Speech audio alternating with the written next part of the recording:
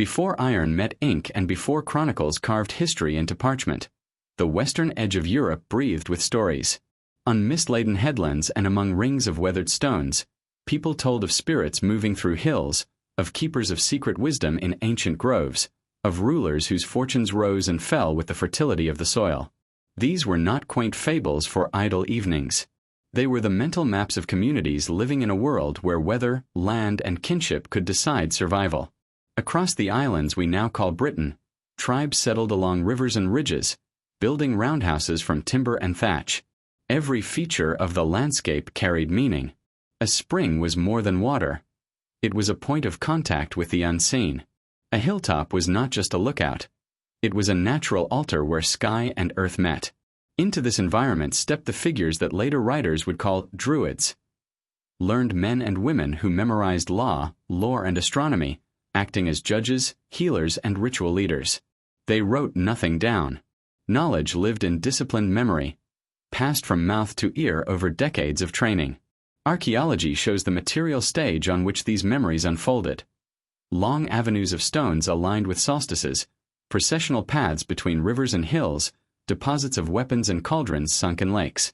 Classical authors glimpsed only the surface and reported in awe about mistletoe cut with golden sickles or students traveling across the channel to learn in Britain. Whether these details are literal or colored by imagination, they reveal a reputation. The islands as a center of hidden learning at the edge of the known world. Later, as Rome expanded and then withdrew, new leaders rose. Out of this unstable time came the prototypes of legendary kings. Some defended hill forts, some forged alliances, some vanished into song. Centuries later, when Christian monks began writing in Latin, they wove fragments of these oral traditions into chronicles. Figures like Arthur and Merlin appear in this twilight zone between history and story. A war leader becomes a model king, a prophetic bard becomes a wizard. Each retelling added new layers but kept a core pattern. A chosen leader guided by esoteric knowledge, bound to the land's health, rising in times of crisis. This intertwining of landscape and legend is what makes Britain's myths distinctive. Sacred places were not vast stone temples dominating cities but groves, wells, and hilltops integrated with daily life. Even when Christianity spread, these sites retained their aura. Holy wells gained saints' names but kept their healing rituals. Festivals marking cross-quarter days, Samhain, Beltane, slid onto the Christian calendar but continued as Halloween or May Day. Place names still whisper old gods. Severn from Sabrina, Dee from Deva, countless Avons from a word simply meaning river. Without realizing it, people still walk inside a mythic map drawn millennia ago. For a modern listener, these stories are not just romantic scenery. They encode values still relevant today: leadership as stewardship rather than domination, knowledge as service rather than hoarding, a sense of reciprocity with nature rather than exploitation. They also illustrate how myths survive upheaval by changing form. A goddess becomes a saint, a druid becomes a poet, a sacred cauldron becomes a chalice. The details shift but the archetype persists, ready to be re-inhabited.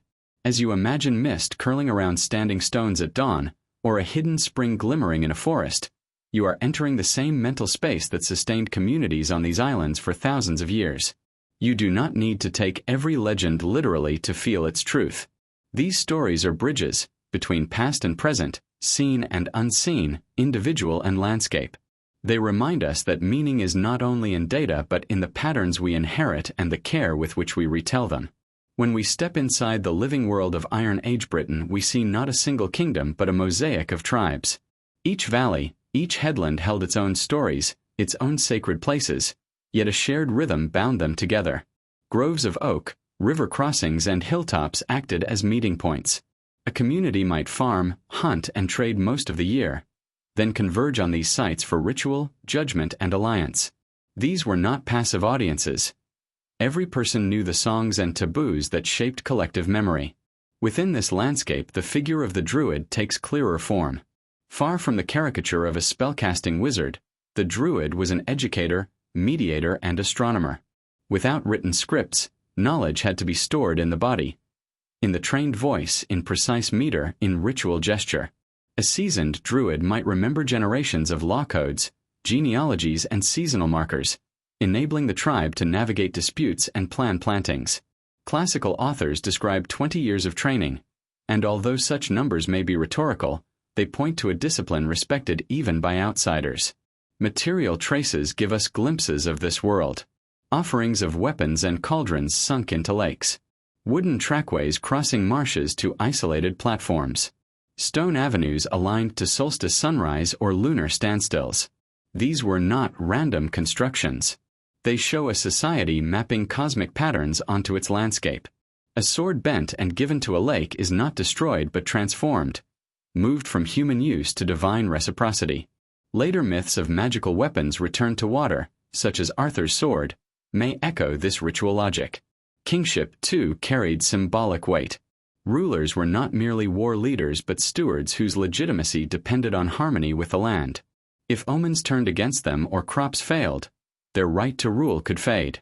This principle survives in stories of sovereignty goddesses who test kings, granting authority through a symbolic union and withdrawing it when justice lapses. Although clearest in Irish tales, hints of this motif appear in Welsh tradition and in the Arthurian cycle. The pattern binds political power to moral and ecological order, a concept strikingly relevant even today.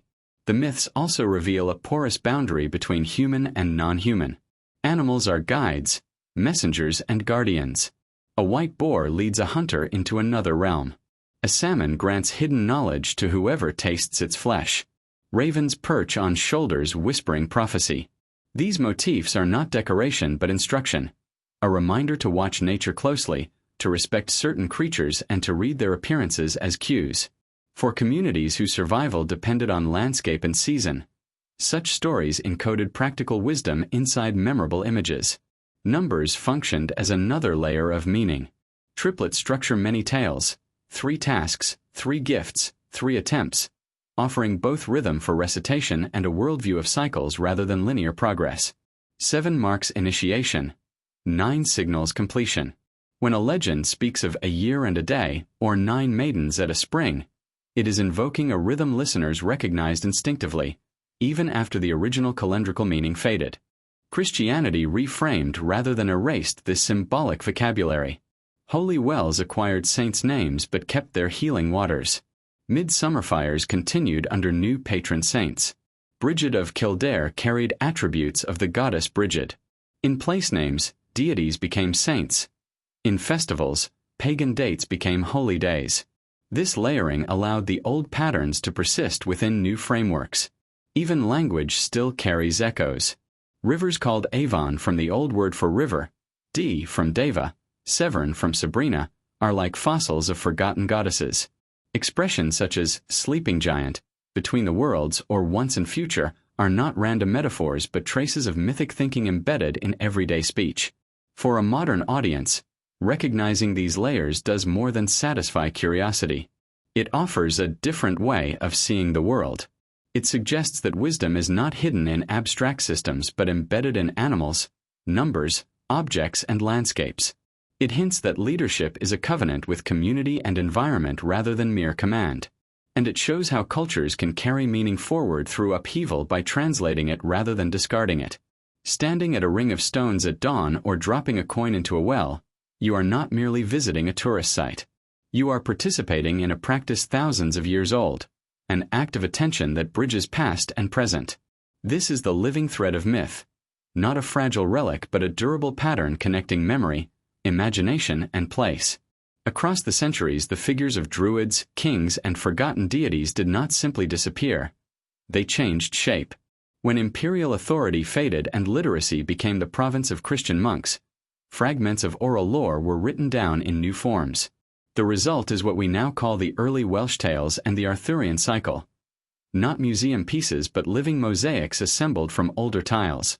In the earliest Welsh texts we meet characters like Pwyll, who exchanges places with the Lord of the Otherworld for a year and a day, testing his honor and earning supernatural friendship.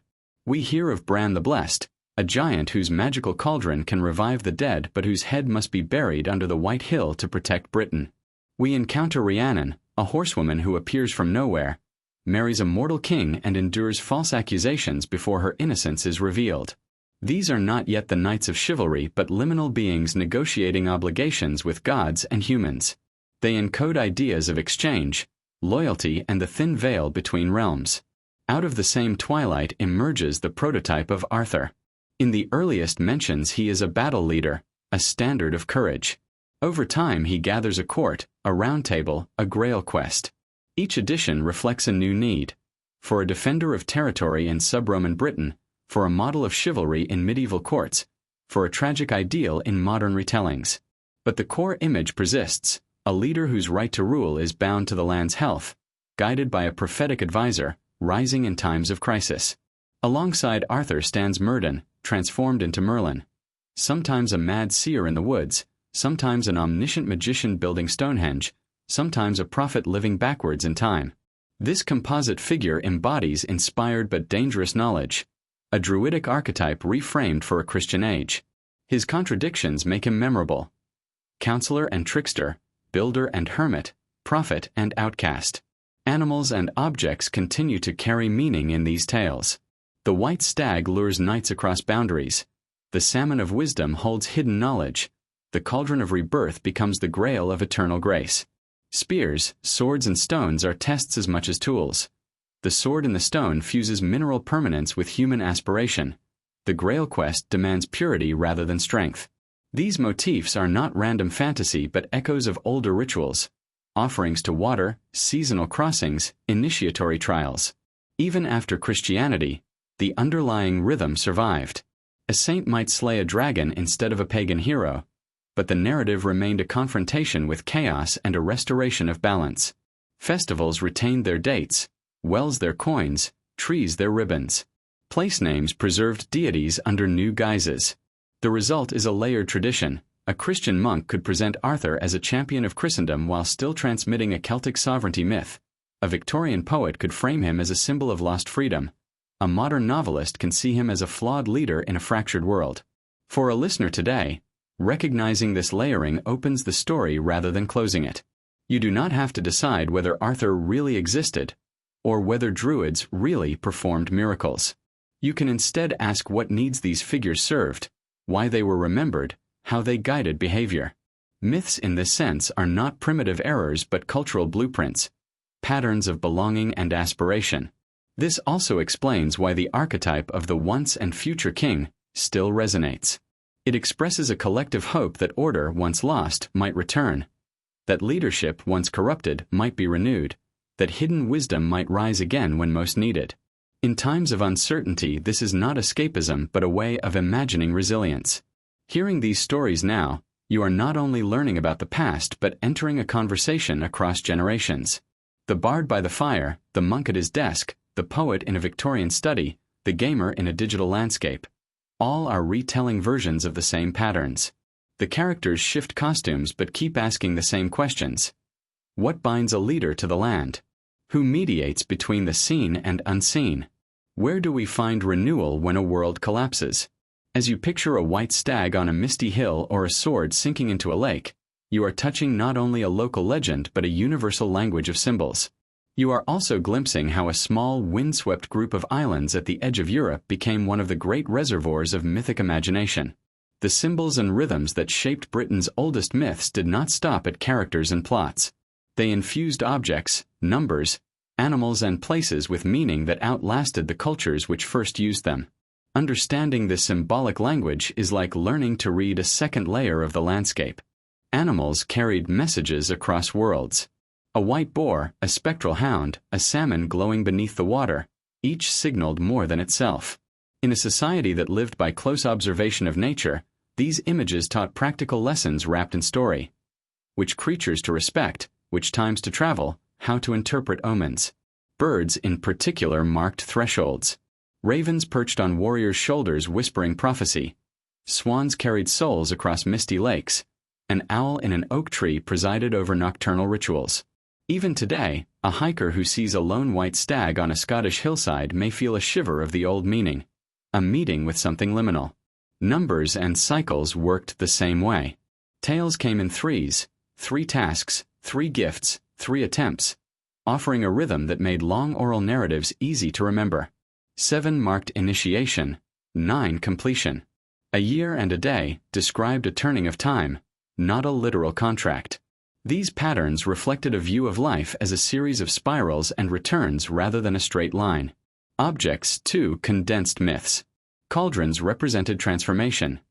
Food into sustenance, knowledge into wisdom, death into renewal.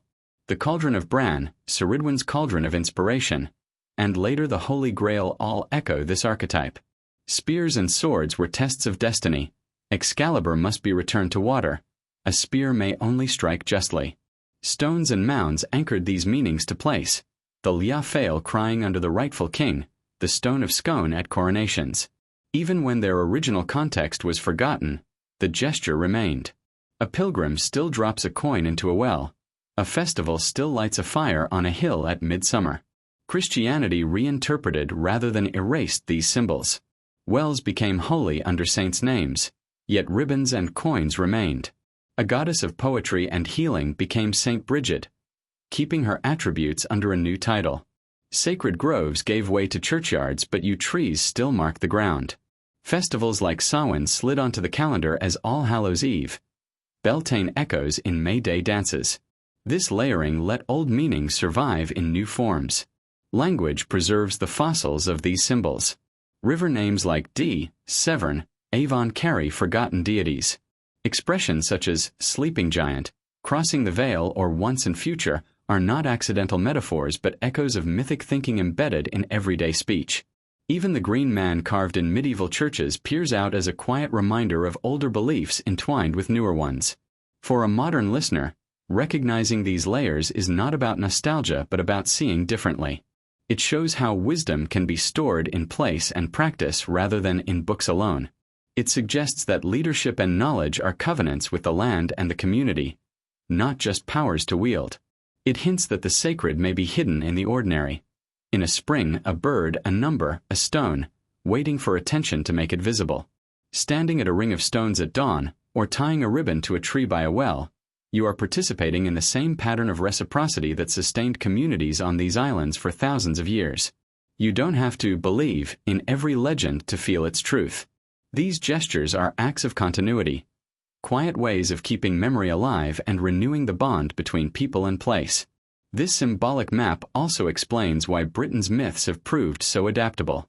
A novelist, a festival organizer, or a filmmaker can draw on the same motifs, the Sleeping King, the Hidden Vessel, the Animal Guide, and make them speak to new audiences.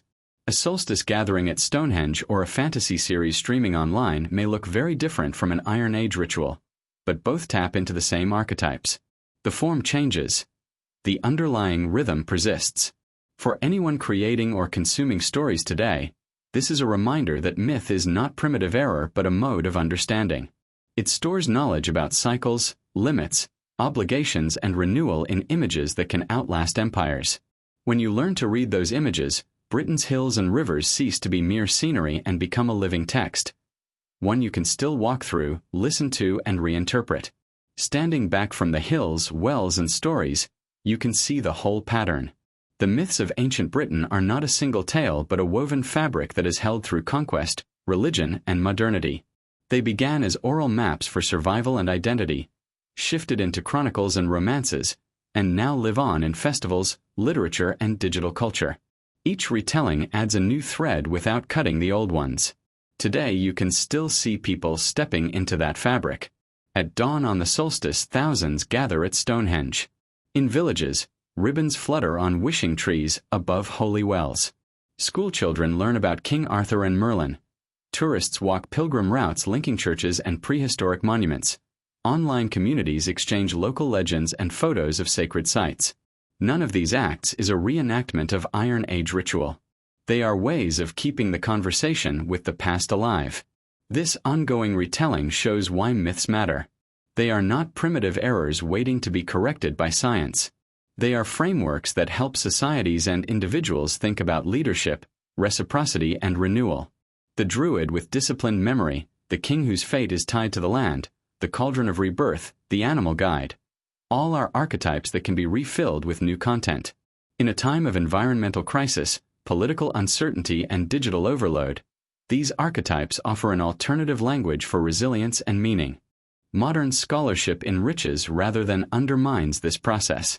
Archaeology reveals how stone avenues align with celestial events. Genetics uncovers migrations that echo legendary founders. Linguistics traces the evolution of names across centuries. Even popular culture plays its part. A fantasy novel, a streaming series, or a festival poster featuring antler druids may be imaginative rather than factual, but it sparks curiosity, leads people to visit sites, to read further, to feel continuity with the landscape. For creators, recognizing this lineage is an invitation. Myths are shared cultural resources but also responsibilities. Retelling them thoughtfully, signaling what is legend, what is fact, what is your own invention, keeps them alive without turning them into caricature. For audiences, engaging with them consciously turns consumption into participation. You become another link in the chain of memory stretching from a bard's chant to a digital video. This is why the forgotten gods are not truly gone. A river goddess becomes a saint, a cauldron becomes a chalice, a druid becomes a scientist explaining the sky, a sleeping king becomes a metaphor for civic renewal. The forms shift, but the impulse remains. To personify what we value, to tell stories that guide us, to imagine guardians at the edge of the known. In this way, the gods are not lost but waiting to be recognized in new guises. For a viewer listening now, the point is not to memorize every name or date but to feel the continuity. These legends are bridges between past and present, seen and unseen, individual and community.